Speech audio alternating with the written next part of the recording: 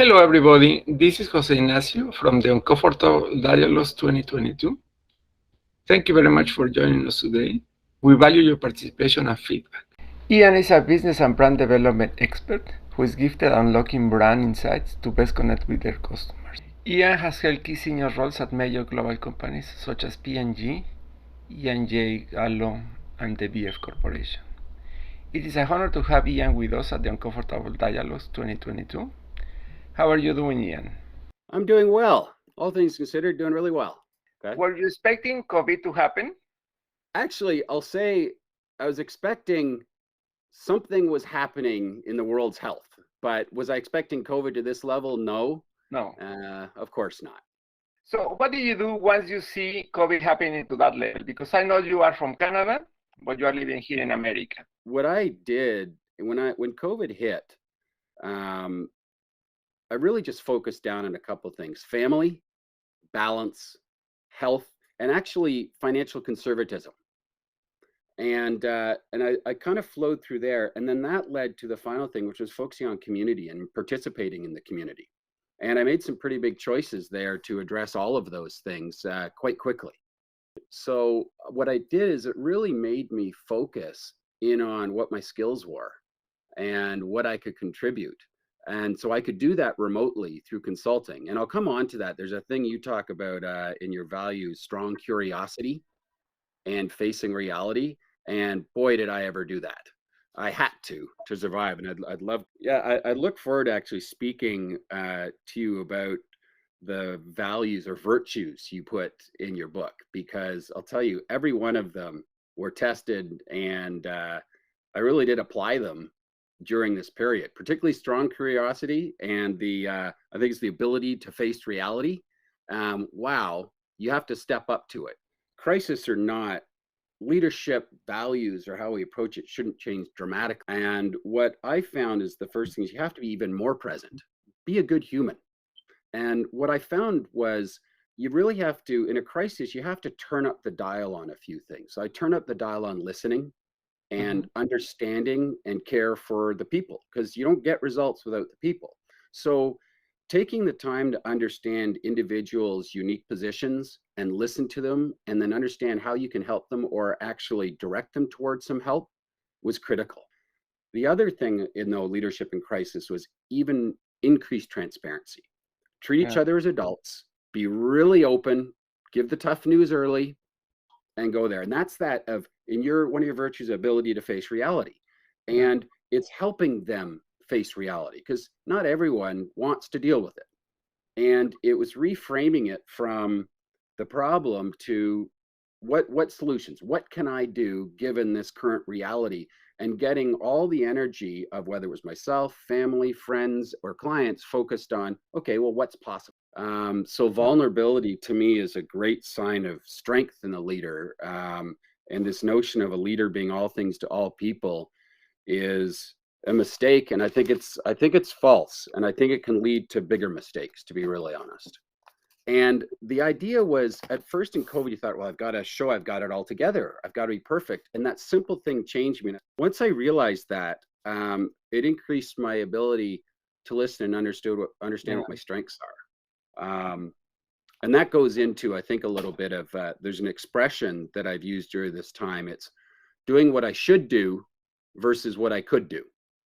And it kind of fits in a bit of your never settle virtue as well, which here I am spending all this time. I developed kind of brand genetic codes, organizational codes, how they operate, what do they stand for? And instead I focused more on my strengths, what's possible, reframing things, understanding issues and defining them, and looking at reality. Communication became so much more important.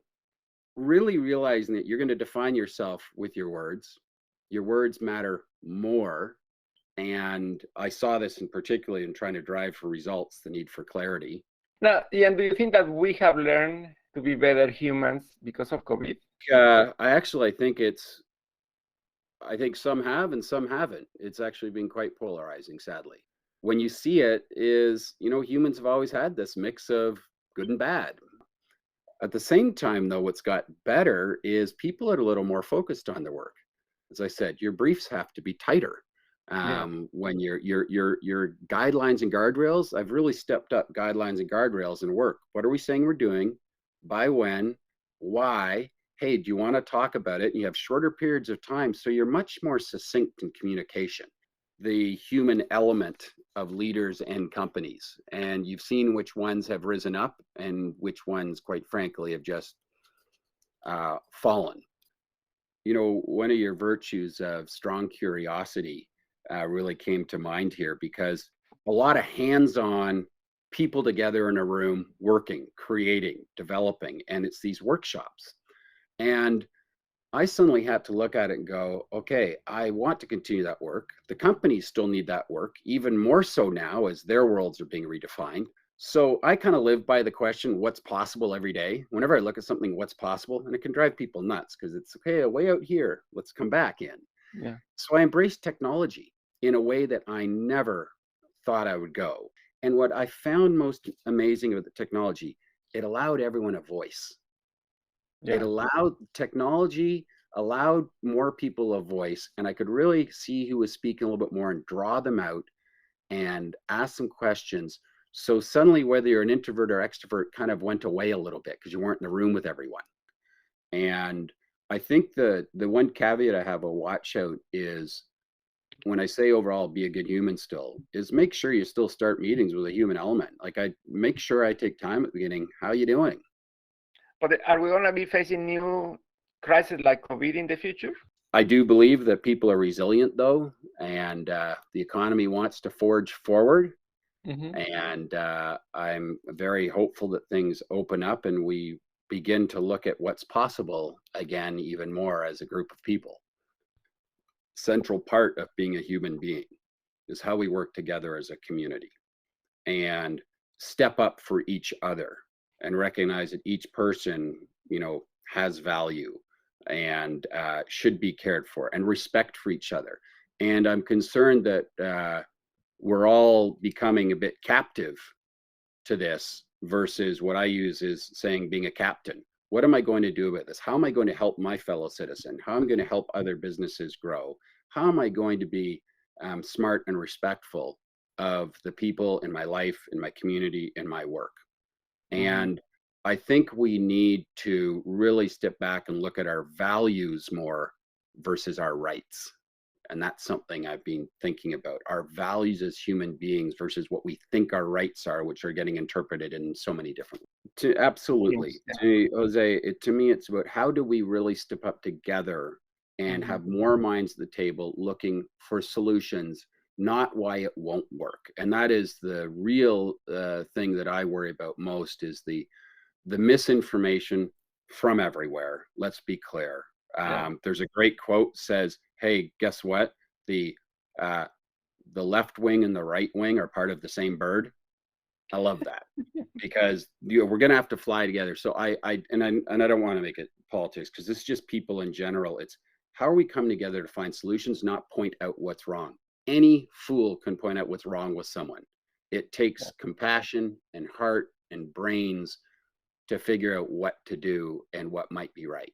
And that's what I focus on with teams, with clients, is what's possible, what can we do together, not pointing out what's wrong. That's, anyone can do that. Not impressed. For everybody else watching this video clip, we really appreciate your time. And if you have any question to Iain or to myself, just drop a note here in LinkedIn and YouTube, and we'll get back to you. That's a promise. Thank you very much for your time, Jose. A wonderful insight and challenges into where we're going as leaders. So I appreciate being asked to think this way and talk about it.